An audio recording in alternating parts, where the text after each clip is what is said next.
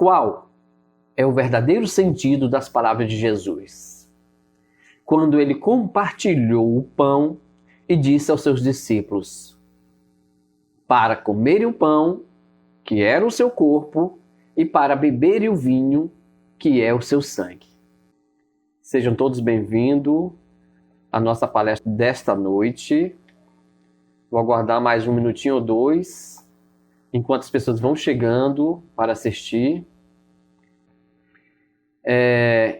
E para harmonização, eu vou aqui, enquanto a gente começa a nossa palestra, que o tema é a última ceia de Jesus Cristo. Então a gente vai começar fazendo a leitura de uma mensagem, uma leitura do livro Encontro de Paz. Então, a mensagem é renovar e construir. Sentir é essencial. Não será, porém, apenas sentindo que materializaremos os próprios desejos.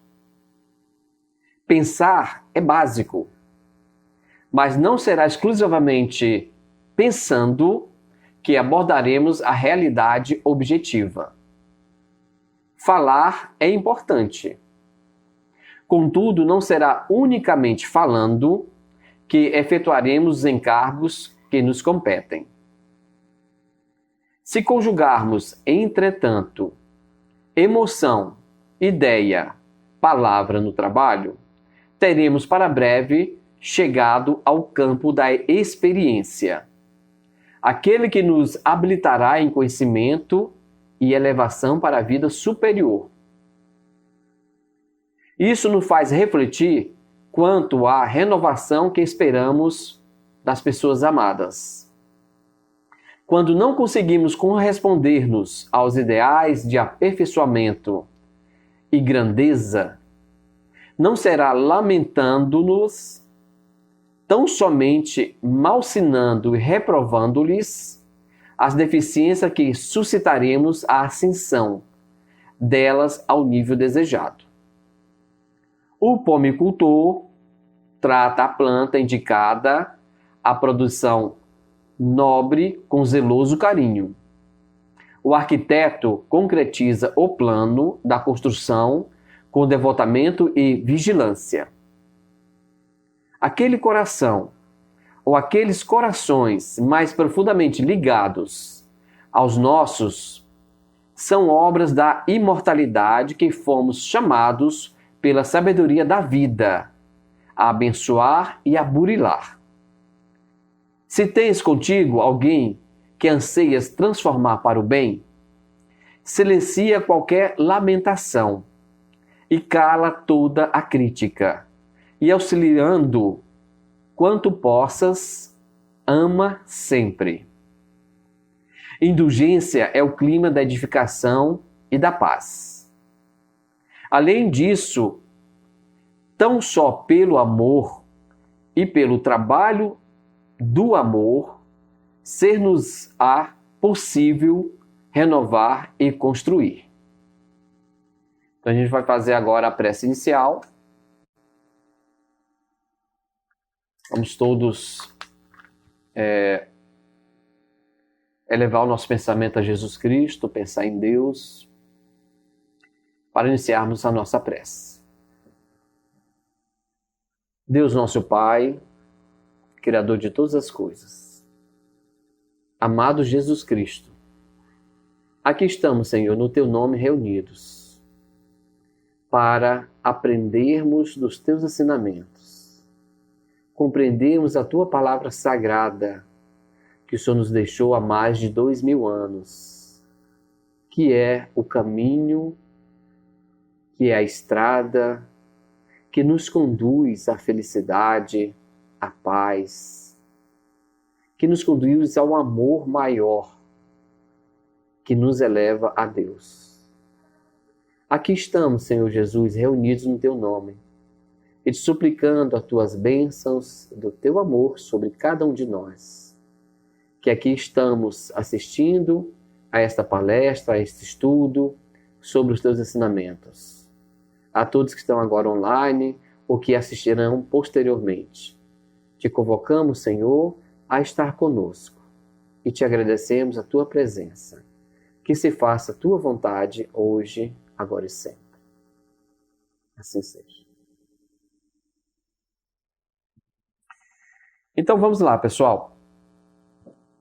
A última ceia na visão espírita é um tema por demais instigante e profundo, porque a gente vê o conhecimento de maneira geral da população e das religiões, eles tratam muito esse tema que Jesus Cristo distribuiu o pão e o vinho, mas eles tratam isso de maneira material, de maneira física, como o pão físico, o pão material e o vinho também material.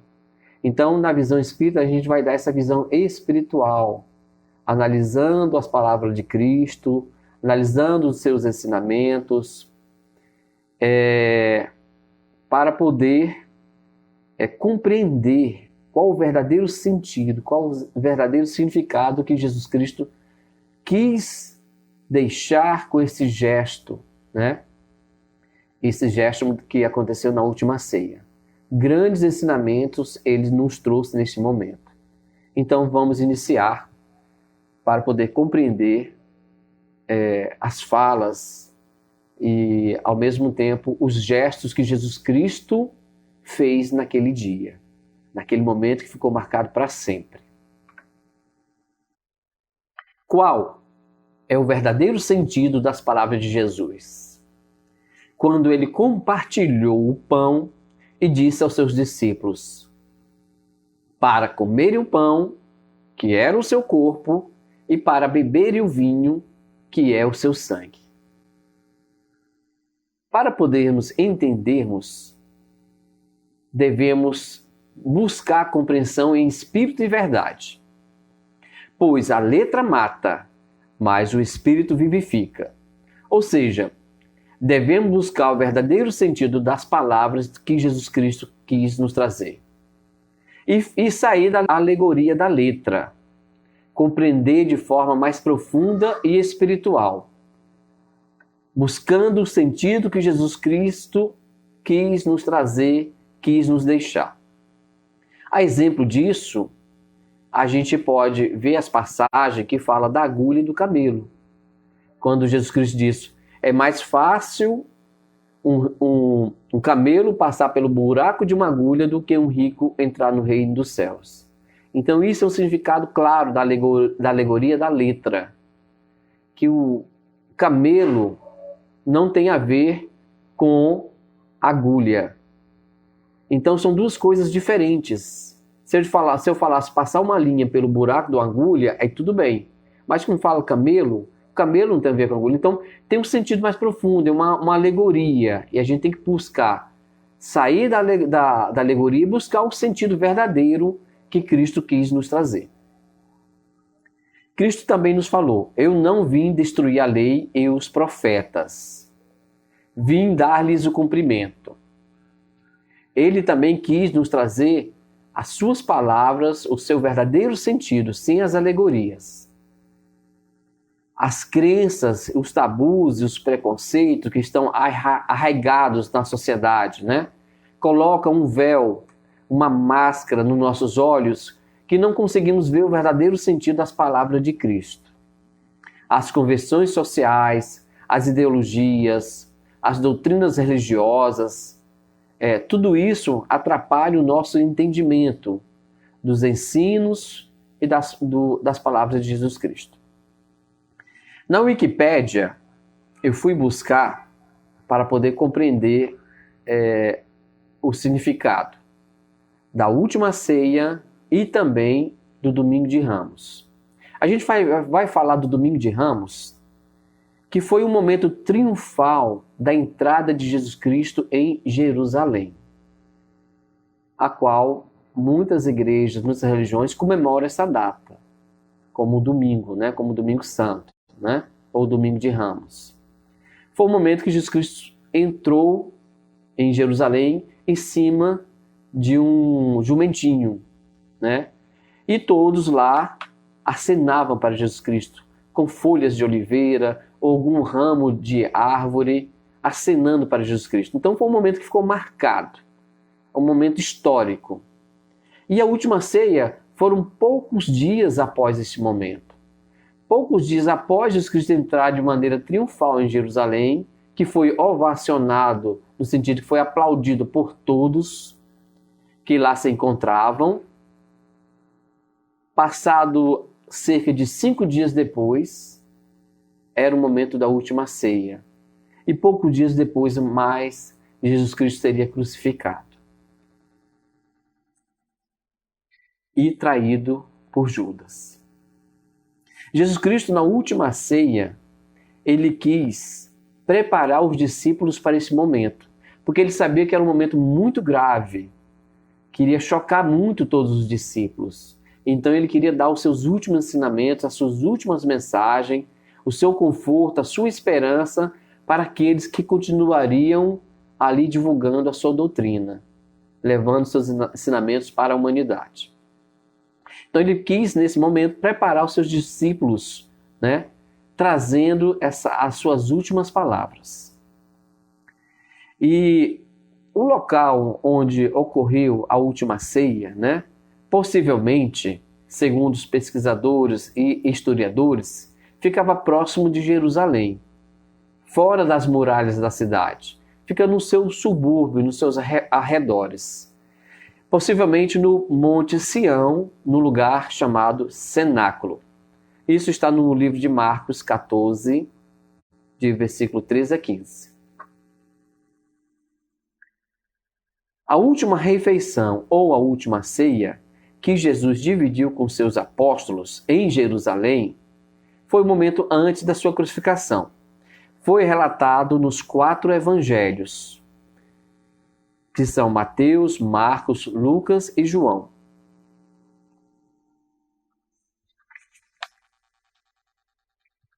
Então vamos ver quais os relatos que tem nas Escrituras, né? Que tem na Bíblia e que tem no Evangelho. Chegada a hora de pôr-se à mesa com eles e os apóstolos, disse-lhes Jesus: Tenho ansiosamente desejado comer convosco esta Páscoa, antes da minha paixão. Pois vos digo que nunca mais hei de comer, até que ela se cumpra no reino de Deus. E tomando o pão e dando graças, partiu e deu aos seus discípulos, dizendo: Tomai e comei, este é meu corpo que é dado por vós. E tomando o cálice, rendeu graças e disse-lhes, dizendo: Tomai e bebei, porque este é meu sangue, o sangue da aliança, que é derramado para benefícios de muitos. Mas digo-vos que desta hora em diante não beberei deste fruto da videira, até aquele dia em que hei de beber novamente convosco no reino do meu Pai. Isso foi tirado da Bíblia e do Evangelho. E no livro Boa Nova, vamos encontrar: reunindo os discípulos com Jesus, no primeiro dia da festa de Páscoa, como de outras vezes, o mestre partiu o pão como costumeira ternura. Jesus, então, levantou-se oferecendo a cada companheiro um pedaço de pão e exclamou: Tomai e comei, este é meu corpo que é dado por vós. Em seguida, servindo a todos de um pequeno vaso de vinho, acrescentou: Tomai e bebei, porque este é meu sangue, dentro do Novo Testamento, a confirmar as verdades de Deus. Simão Pedro não entendia o significado das palavras do Cristo. Então perguntou: Mestre, o que vem a ser isso? Qual é o sentido que Jesus atribuiu ao pão como sendo o seu corpo? O pão e o vinho, usado na Santa Ceia, tem um sentido espiritual. Não é simplesmente ou somente o pão e o vinho material que foi ofertado naquele momento. Este serve de alimento e de bebida ao nosso corpo. Mas existe um sentido espiritual. É esse que é o nosso objetivo. E esse que é o nosso estudo dessa palestra, dessa mensagem. O corpo de Jesus, né? O que é o corpo de Jesus? Né? Jesus nos fez lembrar a seus discípulos que o seu corpo é a sua doutrina. Não pode ser assimilado unicamente à letra, mas precisa ser estudada, compreendida em espírito e verdade. O que é o pão? O pão significa os seus ensinamentos, a sua doutrina, o banquete das suas ideias espirituais, as suas parábolas, o seu evangelho, que é a própria essência do Cristo. Os seus ensinamentos, a exemplificação prática do seu amor e do perdão das ofensas. O Evangelho de Jesus é o alimento para as nossas almas, pois todos nós precisamos de amor. Quem de nós não precisa ser amado? Quem não precisa de amor? E Deus, o nosso Pai eterno, que nos criou por amor. E Jesus Cristo que veio e encarnou por amor a nós.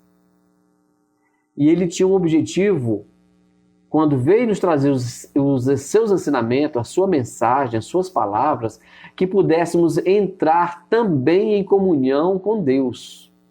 Sentirmos suas bênçãos e suas graças, pois o amor é o único alimento que sacia a nossa alma. E o que é comer o seu corpo? Quando Jesus nos fala que devemos comer o seu corpo, isso é no sentido figurado, sentido alegórico, pois devemos alimentar com a sua doutrina de amor, as suas palavras que têm um sentido profundo, espiritual, são os seus ensinamentos. Jesus também nos disse: eu sou o pão da vida.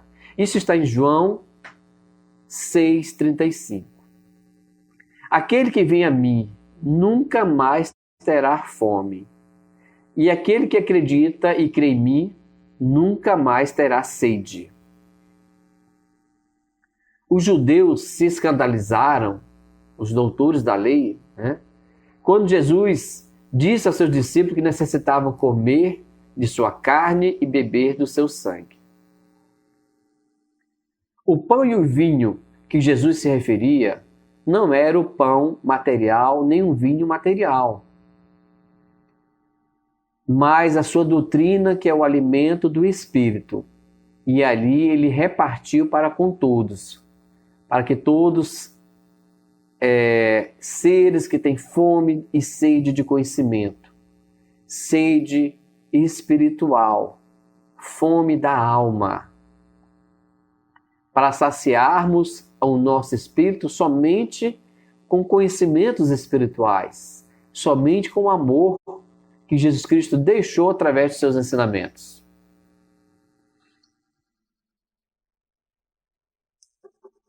Jesus também nos diz: eu sou o pão da vida. Qual o homem na terra que pode ter tamanha autoridade para falar das coisas do céu? Somente Jesus Cristo. Somente Ele pode dar-se a si mesmo como alimento para nossas almas, para o nosso espírito. Pois Ele era o Verbo de Deus encarnado. Jesus diz: se vós permanecerdes na minha palavra, verdadeiramente sereis meus discípulos, e conhecereis a verdade, e a verdade vos libertará. Uma passagem que é tão usada de forma tão vazia pelas pessoas, né? Mas ela tem um sentido tão profundo, aqueles que permanecem na minha palavra, aqueles que estão com Cristo, estão em comunhão, estão vivenciando os seus ensinamentos, as suas palavras, e não uma coisa jogada de qualquer forma, como a gente vê, que acontece muito. Também está escrito nos Salmos de Davi, profetizando sobre Jesus: o trigo dos céus desceu à terra, e os anjos deram de comer aos homens. Se o trigo é do céu, então esse trigo só pode ser Jesus, que é o pão que não é material, e sim espiritual. E se os anjos deram de comer aos homens, esta profecia está se cumprindo nos dias de hoje. Porque a doutrina de Jesus está sendo pregada, está sendo oferecida, está sendo divulgada para toda a humanidade, para todos os pontos do globo, para todos os homens. Que Jesus Cristo é o alimento para nossas almas, é o alimento espiritual que todos nós necessitamos. O vinho é proveniente do trabalho exercido na vinha. O vinho é o esforço do homem na vinheira para conseguir uma fruta de qualidade, uma fruta que de boa aparência, saborosa. Dessa forma, você só consegue com muito esforço, com muito trabalho e muito tempo. Tempo para plantar, tempo para cuidar, tempo para colher. Os frutos que são do nosso esforço para produzir o vinho. E esse vinho significa o trabalho nosso na seara do Cristo. É o nosso esforço de auxiliar Jesus na divulgação dos seus ensinamentos. É o nosso esforço em auxiliar aqueles que precisam, aqueles que estão necessitados, aqueles que pedem o pão físico, aqueles que pedem o pão espiritual, aqueles que necessitam do nosso apoio e do nosso auxílio. Então devemos trabalhar na seara do Cristo. E esse trabalho é o trabalho que representa o vinho, quando Jesus Cristo disse: tomai e bebei.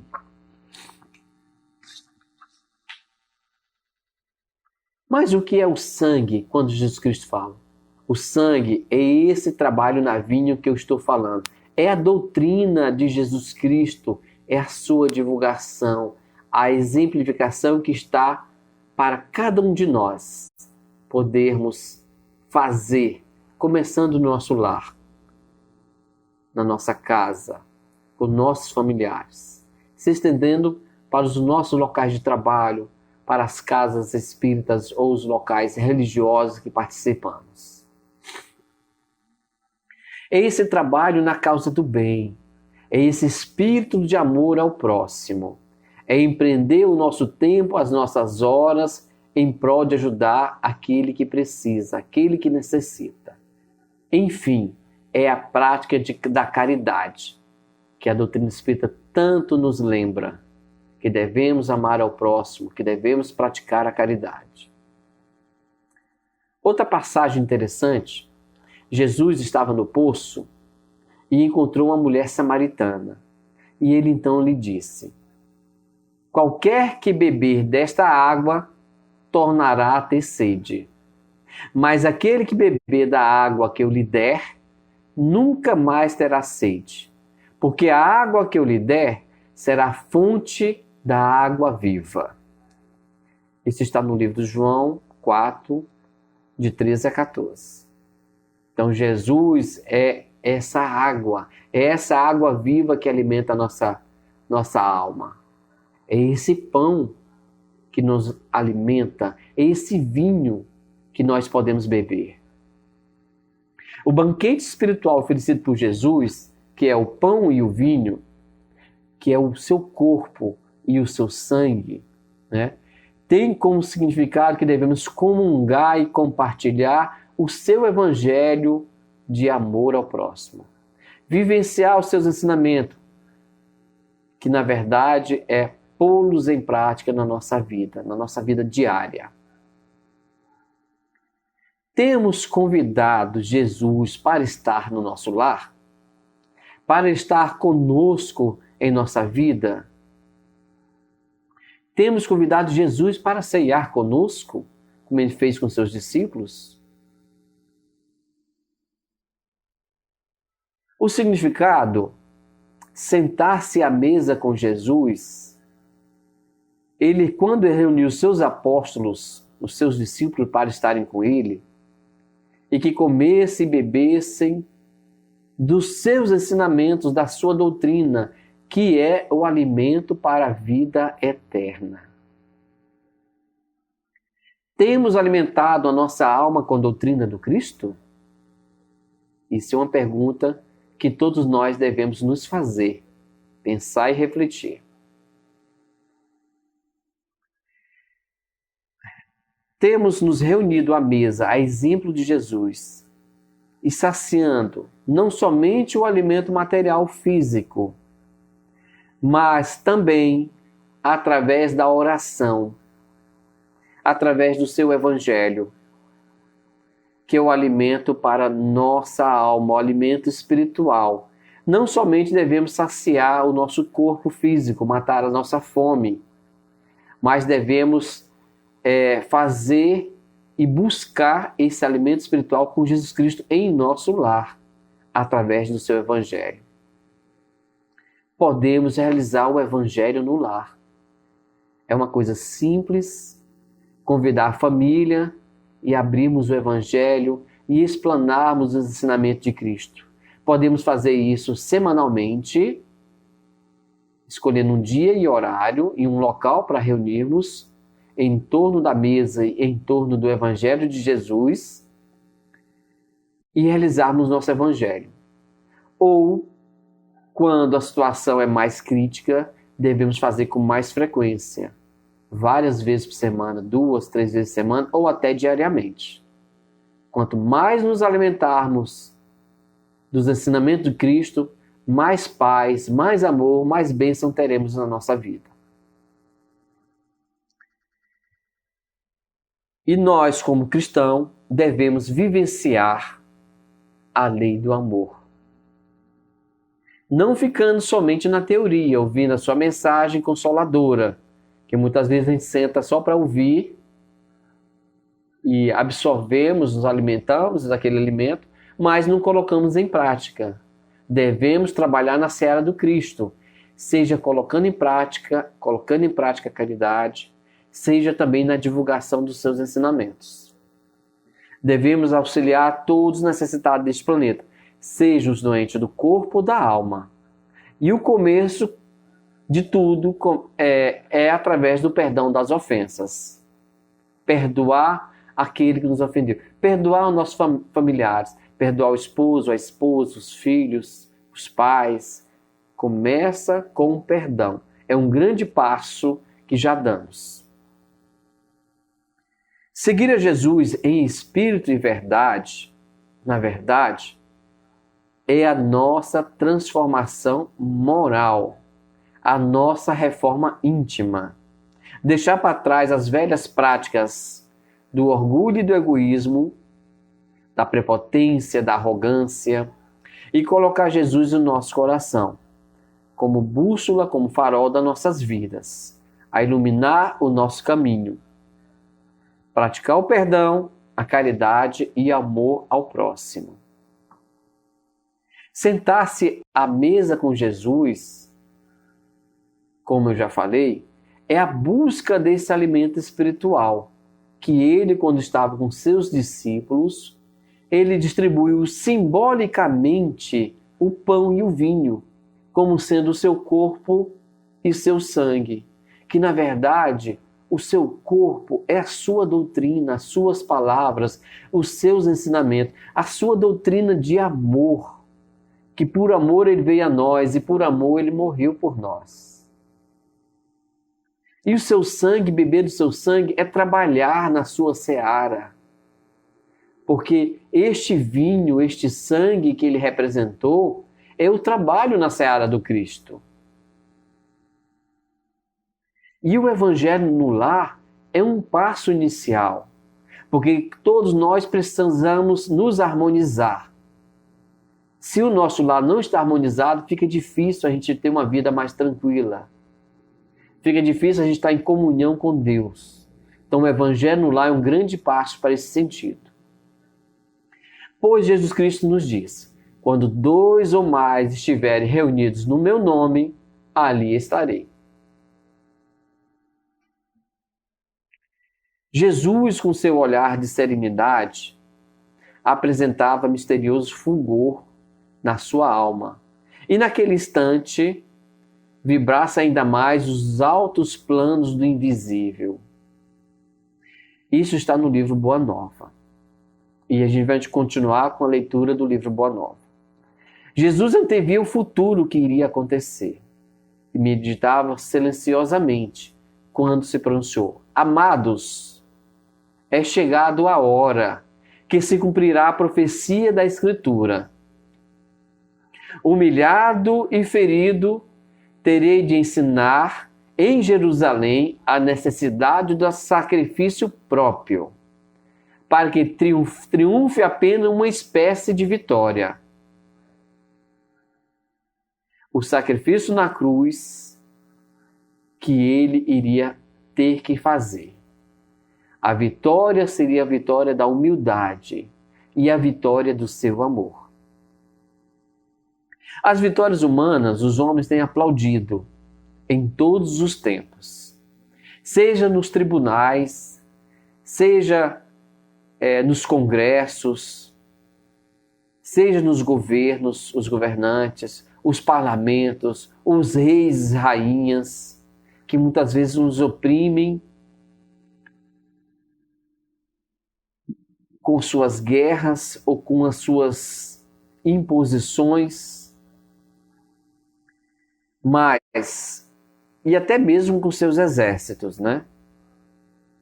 Que muitas vezes nos causam grandes perdas, mortes, através dessas guerras que eles causam à humanidade. Os tiranos são os grandes ambiciosos que destroem pela força e inquietam as multidões.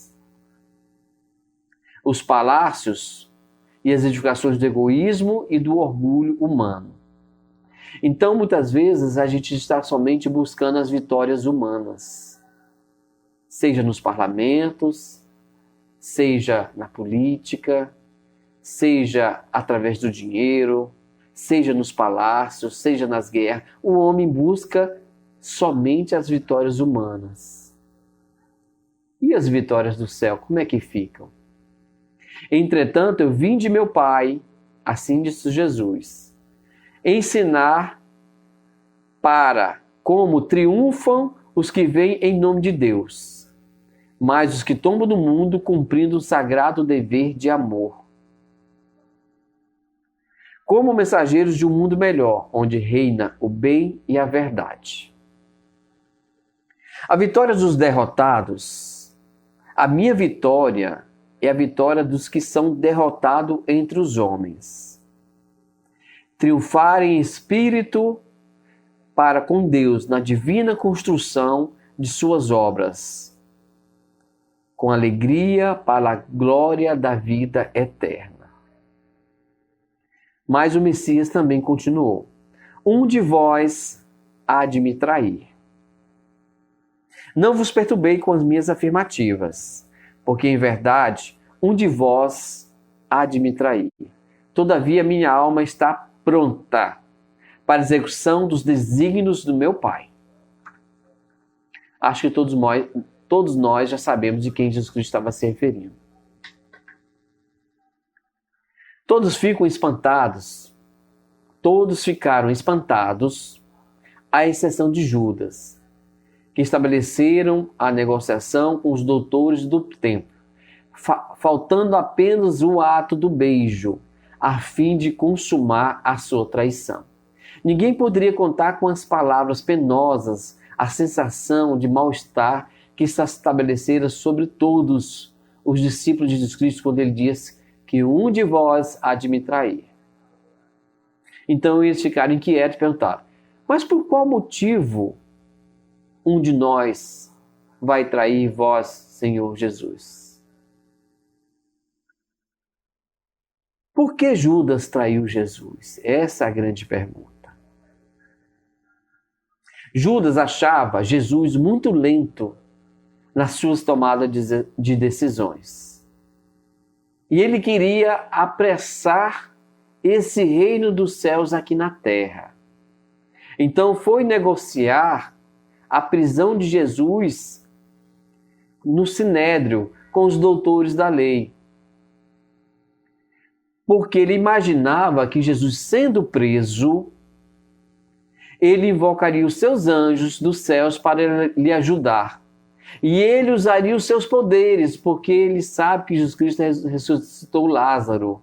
Então ele imaginava que Jesus Cristo iria usar os seus poderes, iria convocar os anjos do céu para tirá-lo daquela situação.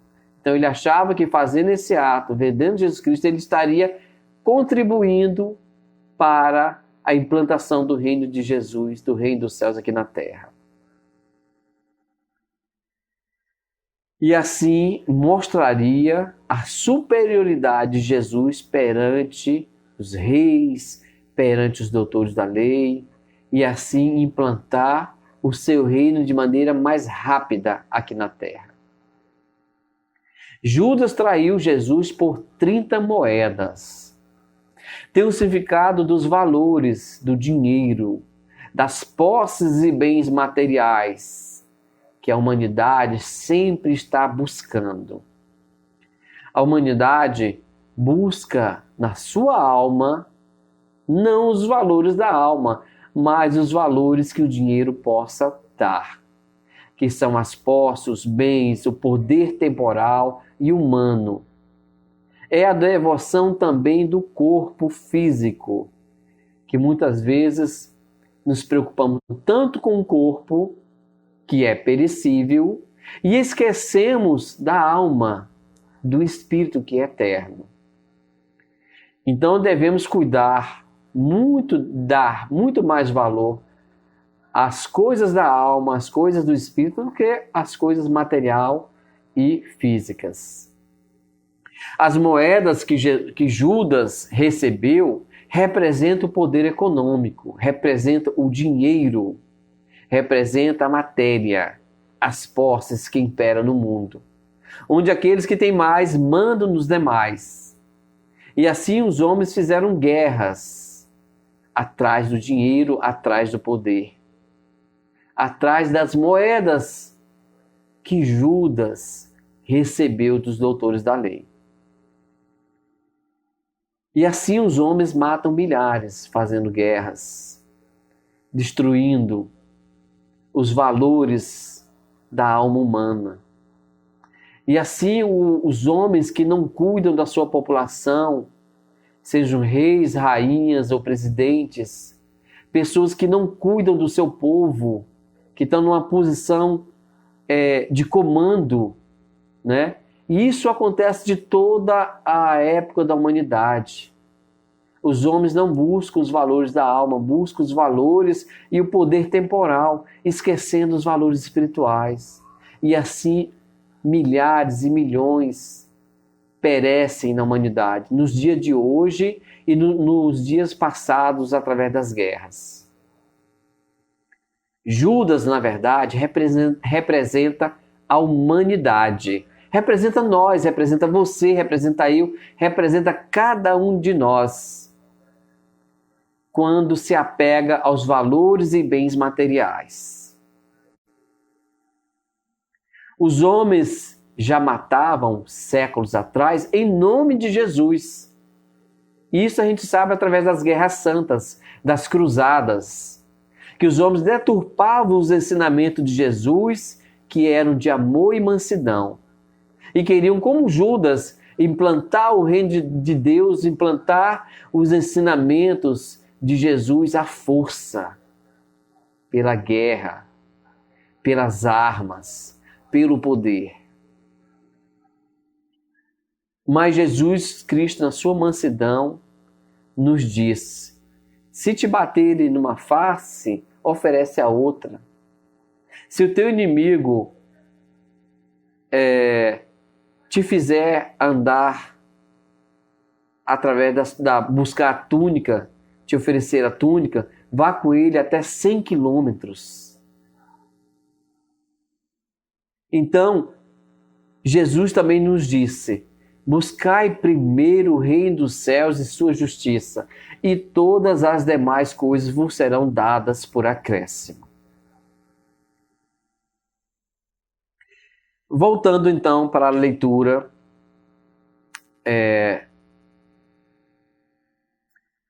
temos aqui também: disse Felipe, com estranho fulgor nos olhos: serei eu?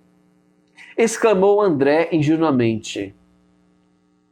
Mas afinal, objetou Tiago, filho de Alfeu, em voz alta: onde está Deus que não repreende semelhante perigo?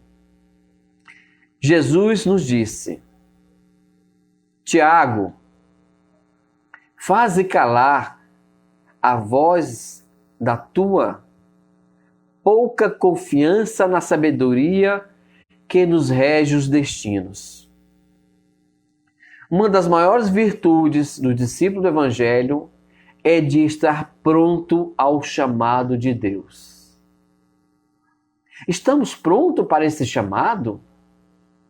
Porque Deus tem nos chamado. Jesus Cristo tem nos chamado para trabalhar na sua seara, para beber deste vinho. Estamos atendendo ao chamado de Cristo para trabalhar na sua seara e poder beber deste vinho, beber deste sangue? Poder servir os nossos semelhantes, poder ajudar o nosso próximo? Não importa onde e como, é o testemunho da nossa fé. O essencial é revelarmos a nossa união com Deus. Em todas as circunstâncias. É indispensável que não esqueçamos que somos servos de Deus e devemos atender-lhe ao chamado, seja nas horas de sofrimento, seja nas horas de tranquilidade. João também nos diz: Senhor, compreendo a vossa exortação e rogo ao Pai necessária fortaleza de ânimo. Mas por que motivo um de vossos discípulos será o traidor da vossa causa? Já nos ensinaste sobre os escândalos do mundo, onde se torna necessário que haja escândalo, mas ai daquele por quem vier o escândalo. Então, será possível que haja um traidor entre nós? Jesus também nos diz: em verdade, cumpre-se afirmar que não me será possível dizer-vos tudo agora. Mais tarde enviarei um outro Consolador, o Paráclito, que é o guia, aquele que vos esclarecerá em meu nome tudo aquilo que eu vos tenho dito, e vos falo em nome de meu Pai. Jesus assim promete para o futuro um Paráclito, um Consolador, aquele que vai guiar a humanidade para o caminho de Deus, mas que permanecerá eternamente convosco. Ou seja, não será algo ou humano ou um homem que seja de carne e osso. Ele não está falando da vida humana, não está falando de um homem, mas está falando de algo que permanecerá eternamente convosco. Então se trata de algo espiritual. Porque para estar conosco não pode ser material. Pois que eternamente conosco deve ser um ser espiritual, deve ser uma doutrina, deve ser um conhecimento. E isso será um outro que Jesus Cristo promete, que Ele enviará. Será uma outra doutrina, será que vai fazer relembrar os seus ensinamentos, os seus conhecimentos, e vai nos revelar tudo aquilo que ele não pôde dizer naquela época. Assim, a doutrina dos Espíritos, que não é material, mas é os ensinamentos dos Espíritos do Senhor, vem relembrar tudo o que Jesus Cristo nos disse e vem revelar aquilo que Jesus Cristo não pôde falar naquela época. Jesus é o pão da vida. Este pão significa o banquete do Evangelho. Este é o vinho, é o sinal do Espírito renovador dos seus ensinamentos. É o símbolo da comunhão perene, no sagrado idealismo do seu amor, para que possamos trabalhar, operar até os nossos últimos dias. Jesus é o pão eterno, é o vinho sagrado, onde todos nós podemos compartilhar através do tempo. Terão então o Espírito fecundado pela luz gloriosa do reino de Deus, que representa o objetivo santo para os nossos destinos. O Cristo também acrescentou: imenso é o trabalho da redenção, mesmo porque tenho outras ovelhas, que não são deste aprisco, mas o reino nos espera com sua eterna luminosidade. Então ele nos disse: na casa do meu Pai há muitas moradas, que são os mundos habitados pelo espaço sem fim, pelo infinito, a vida nas múltiplas dimensões, na Terra e no universo. Quando eu falo das múltiplas dimensões, é que nós vivemos na terceira dimensão, na dimensão física e material. Mas existem múltiplas dimensões da vida aqui no nosso planeta Terra. Existem as dimensões espirituais, que se dividem em vários níveis, até chegar ao nível onde está Jesus Cristo, que comanda, que governa o nosso planeta. E Jesus nos promete um reinado venturoso e sem fim, que ainda não podiam compreender claramente. A maioria de seus discípulos começaram a discutir as aspirações e as conquistas do futuro.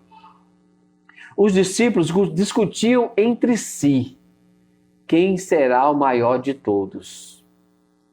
Tiago imaginava nas realizações nos tempos vindouros, antecipando as opiniões do qual os companheiros, qual deles poderia ser o maior de todos. Tiago achava que ele poderia ser o maior de todos.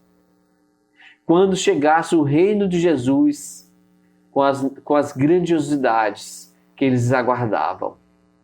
Eles imaginavam, os discípulos de Cristo, que o reino que Jesus Cristo falava, pregava e ensinava para eles e para as multidões, era um reino que aconteceria em vida e que Jesus seria este governante.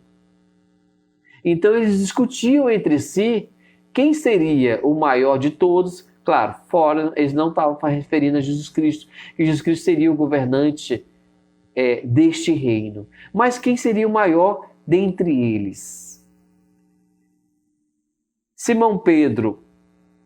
Filipe afirmava a Simão Pedro: depois do triunfo, todos deveriam entrar em Nazaré para revelar aos doutores, ricos e os governantes a sua superioridade espiritual, de Jesus Cristo que eles estavam falando. Levi dirigia a Tomé para fazer-lhe sentir que, confirmado a vitória de Jesus Cristo, eles marchariam para o templo, onde exigiriam os poderes supremos. Eles queriam os poderes supremos materiais. Era assim que os discípulos de Jesus Cristo imaginavam. Tadeu esclareceu que o seu intento era dominar os mais fortes, aqueles que são os impertinentes do mundo. Ele falava dos governantes, dos ricos, daqueles que tinham os poderes temporais. O reino dos céus que Jesus Cristo falava e ensinava não era o reino das glórias terrenas, não era a supremacia da nação judaica sobre as outras, como queriam os judeus, como queriam os discípulos de Cristo. Eles interpretavam um reino terreno, cheio de glória e poder, perante os homens e perante todas as nações da terra, onde seria implantada a doutrina do Cristo, seja pela paz, seja pela força. Imagina o que poderia ser pela força, né? Quem era o maior dentre eles? Essa era a discussão dos discípulos de Cristo, né? Quem seria aquele que estaria no reino dos céus, nesse novo reino que Cristo iria implantar na terra? Eles não entendiam que as palavras de Cristo eram o sentido espiritual. O mestre cessou. Jesus Cristo estava conversando com João, observando as discussões, né, acirradas entre seus discípulos. E ele prestava atenção muito na palavra o maior de todos. Pareceu com os homens que buscavam as conquistas materiais, as conquistas terrenas. Pareceu com os triunfadores do mundo, os reis, os mercadores, com seus exércitos. Era assim que eles imaginavam o reino de Deus. O mestre contemplou-os com entristecida piedade. Então Jesus resolveu dar uma grande lição, uma lição que ficaria marcada para sempre, de extrema humildade aos seus discípulos. Jesus se vestiu com uma túnica singela, para espanto de todos, com um manto que era usado pelos escravos, pelos servos, aqueles que estavam ali para servir aos seus senhores. Ele se vestiu de escravos, tomou um vaso de água perfumada, ajoelhou-se e começou a lavar os pés dos discípulos. Então eles protestaram em face daquele ato de extrema humildade, onde alguns deles não queriam que Jesus Cristo lavasse os seus pés. Mas Jesus Cristo continuava lavando os pés dos discípulos, demonstrando que aquele que serve, aquele que se humilha, aquele que se torna humilde, será o maior do reino dos céus. Então Jesus Cristo demonstrava com seu exemplo, que é um exemplo de humildade e de amor ao próximo, que é o exemplo que devemos seguir em prol dos necessitados do mundo, seja os necessitados do corpo ou da alma. Jesus Cristo lavava os pés, que era uma atribuição dos escravos, dos serviçais, daqueles que estavam para servir aos senhores. Porque quando os senhores chegavam de uma longa viagem, andando nas estradas de chão das cidades da época de Jesus Cristo, com as suas sandálias, eles andavam muitas vezes milhares de quilômetros. Chegavam cansados, com os pés sujos, empoeirados. E logo que isso acontecia, os servos corriam e lavavam os pés dos seus senhores para levar aquele refrigério, aquele alívio daquele que chegou de uma longa viagem. E assim Jesus Cristo fez com os seus discípulos. Lavava os pés de forma humilde, demonstrando, exemplificando para todos nós como devemos agir aqueles que são considerados verdadeiros cristãos. E aquele que mais servir, mais se tornar simples e humilde, este sim se colocará como maior no reino dos céus. Aquele que se colocar de bom coração, com disposição de ajudar, com amor ao próximo. Somos e estamos preparados a exemplificar e exercitar este ato de amor ao próximo, como Jesus Cristo nos demonstrou? Será que conseguiremos lavar também no sentido espiritual, né? Lavar a alma com nossos conselhos, com o nosso ombro amigo, com o nosso consolo, com a palavra de conforto, de auxílio ao nosso próximo?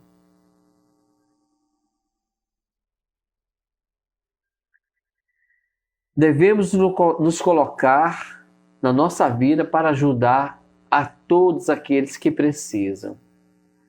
E repetir esse ato de Jesus Cristo.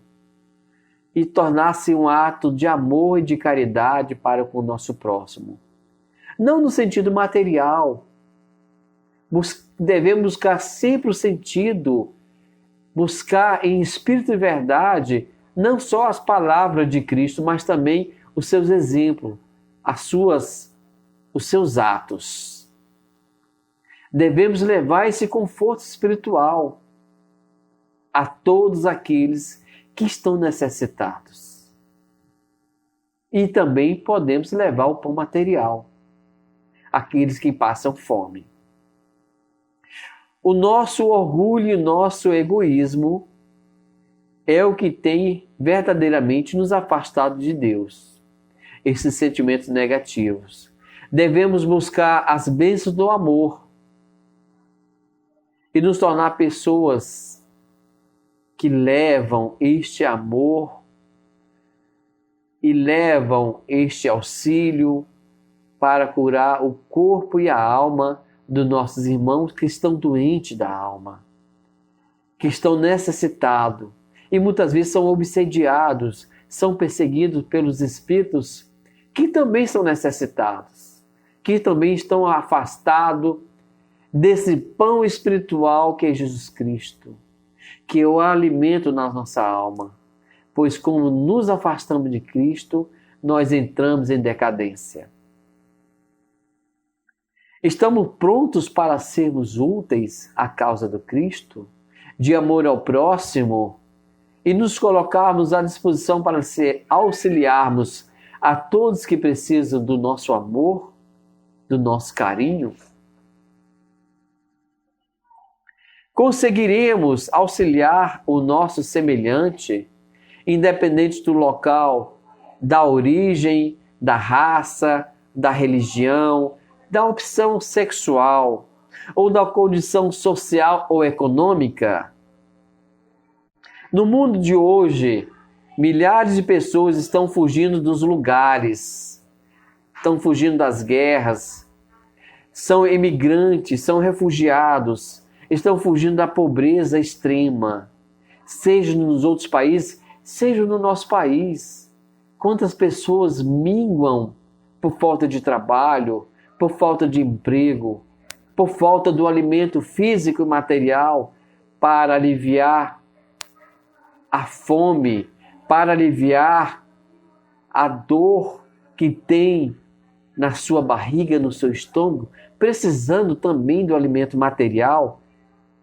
Jesus Cristo também nos falou: vós me chamais de mestre e senhor, e dizeis bem, porque eu sou.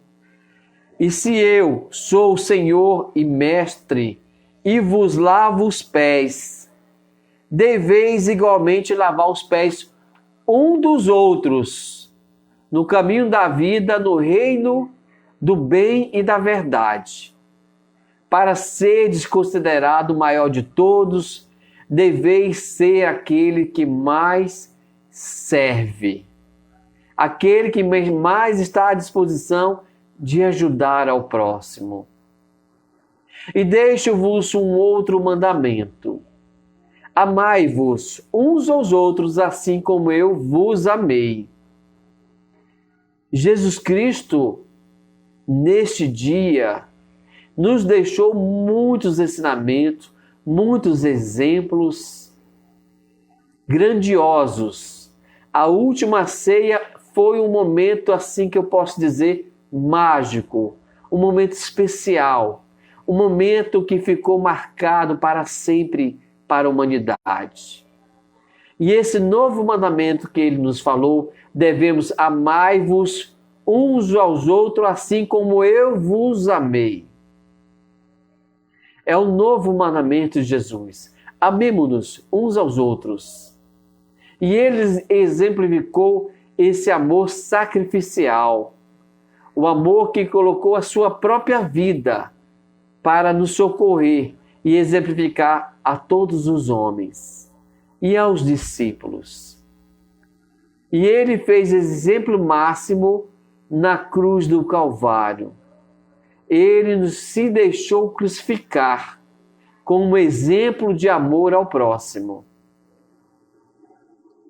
Muitas vezes,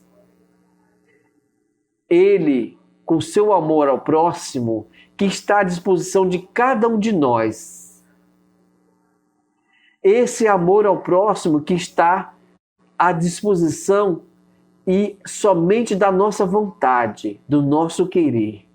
Ele não nos pediu nem nos exigiu graduação, dinheiro, posse, nem bens.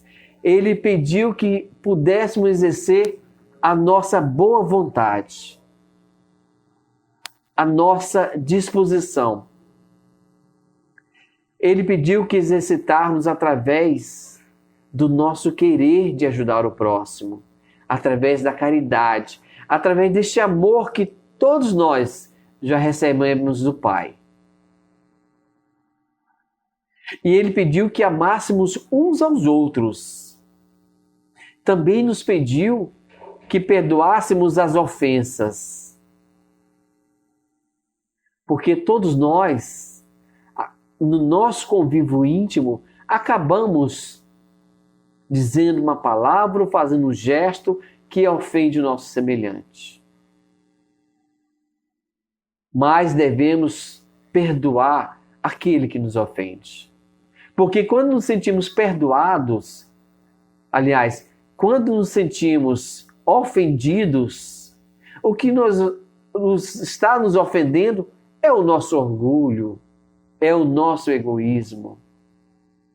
Então, quando não nos ofendemos, já estamos controlando, diminuindo o nosso orgulho e aumentando a nossa humildade, o nosso amor ao próximo. O perdão das ofensas é o caminho. É o caminho para o amor que Jesus Cristo nos ensinou.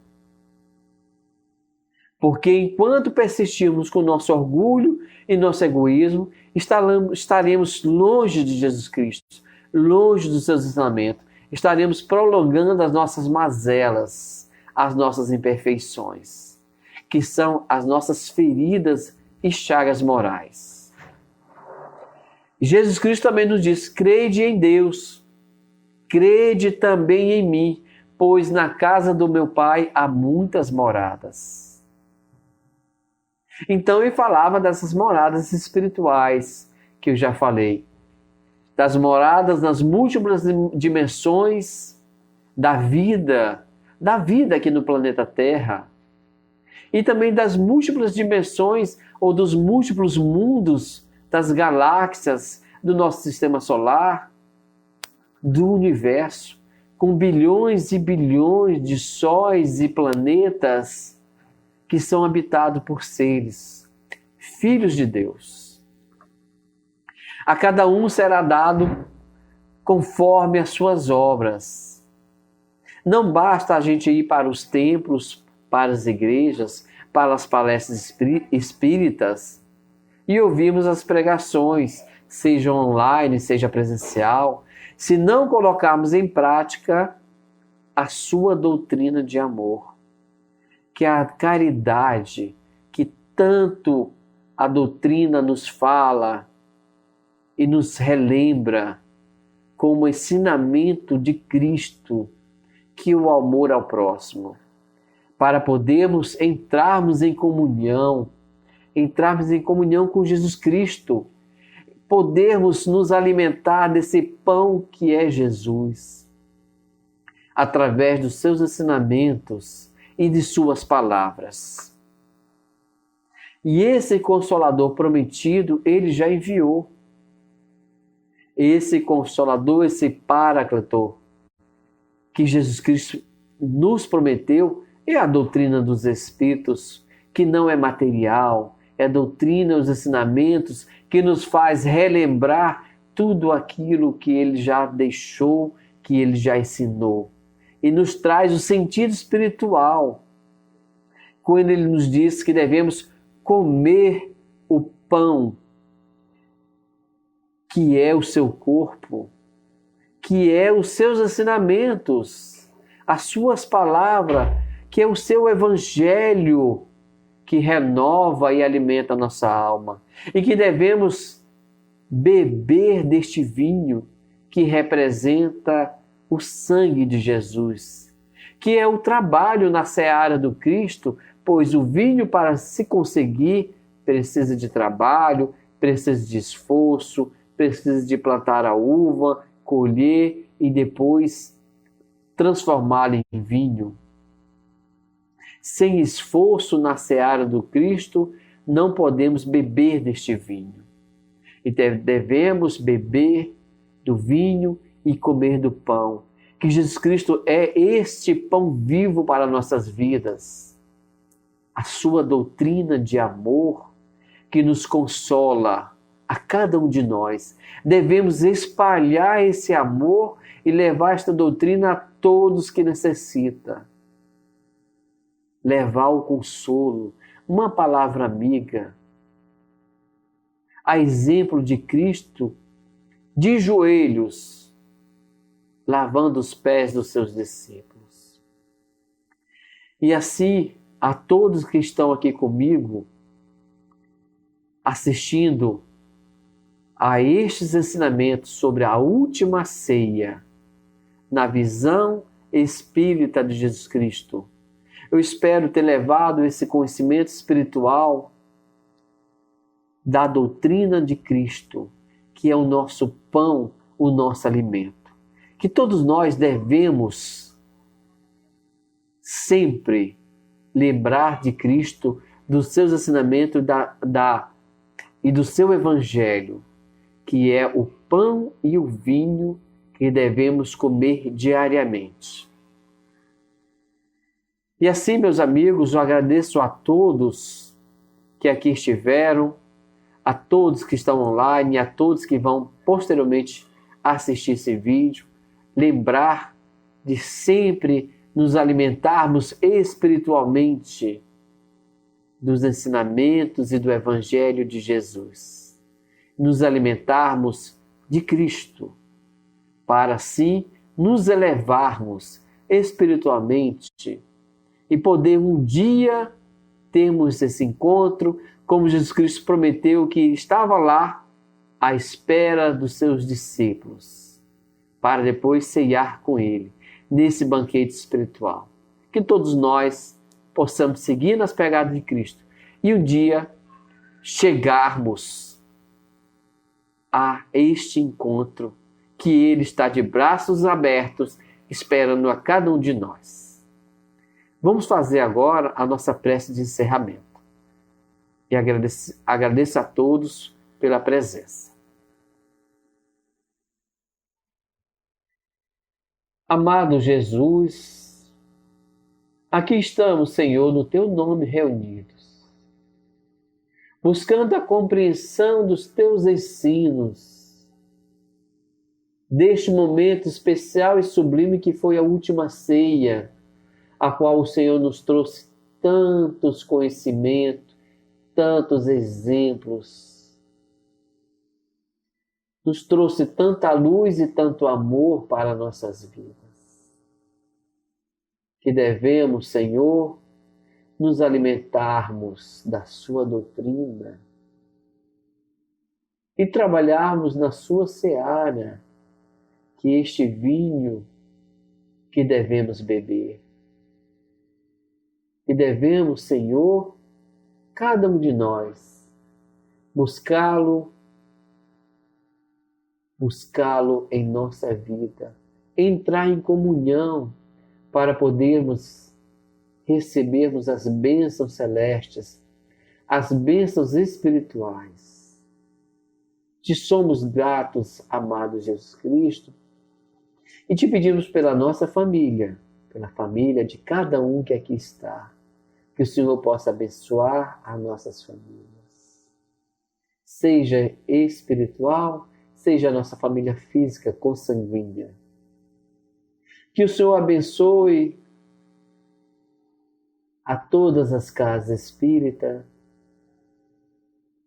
que abençoe, Senhor, a Casa Espírita Guanduense, a todos os seus membros, a todos os seus participantes, que abençoe todas as casas espíritas do nosso Brasil, e abençoe, Senhor, derramando as tuas bênçãos de luz e paz e amor para os nossos governantes, para todos aqueles que dirigem os nossos destinos, que eles possam receber também, Senhor, essa luz, esse bálsamo, esse alimento espiritual, que é o teu corpo e o teu sangue, que é a tua doutrina santa.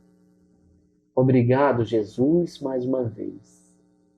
Que o Senhor esteja no nosso coração, que o Senhor esteja em nossas vidas. Que o Senhor abençoe os nossos caminhos. E assim, Senhor, nos despedimos. Que se faça a tua palavra, a tua presença e tuas bênçãos em nós, todos os dias da nossa vida. Assim seja.